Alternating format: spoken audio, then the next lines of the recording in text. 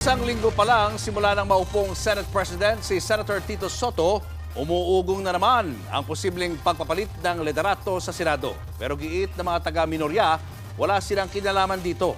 Nasa frontline ng balitang yan si Mean Los Baños. Sa gitna ng ugong ng panibagong kudeta sa Senado, pa-launch ang panlaban ng Majority Bloc. 12 sa 15 senador ng Majority dumalo sa launch kasama si Senate President Tito Soto. Absent sina Senator Lito Lapid at Pia Cayetano habang naka-maternity leave na si Senator Camille Villar. Is the majority solid, sir, by now? Yes, I think so. We were together at lunch. Nagsabi naman sa akin kasi isa may hearing, yung isa naman was going to be late talaga.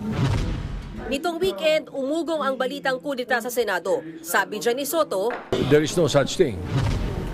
That was the talk among us.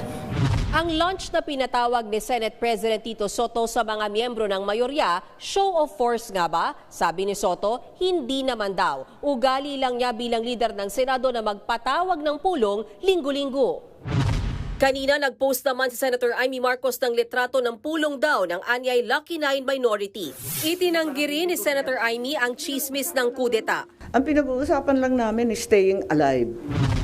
Dagdag pa niya, kung mawawalan man siya ng hawak na komite dahil ayaw niyang sumali sa mayorya, ayos lang. Sanay ako sa minority.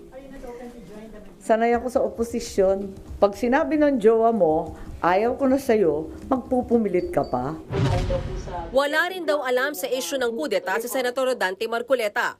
Hindi ko naman alam yan. Hindi naman ako tismoso. Pero si Senate Minority Leader Alan Cayetano, aminadong posible pa rin magpalit ng liderato. Hindi lang daw sila actively nangangampanya sa ngayon. May timing yan eh. Di ba yung kakaupo nila eh. Di syempre solid pa sila. The minority always wants to be the majority. Nagbabalita mula sa Frontline, Mean Los Baños, News 5. Mga kapatid, Julius Babaw po. Para sa komprehensibo at makabuluhang balitaan at talakayan, mag-follow at mag-subscribe na sa social media pages ng News 5.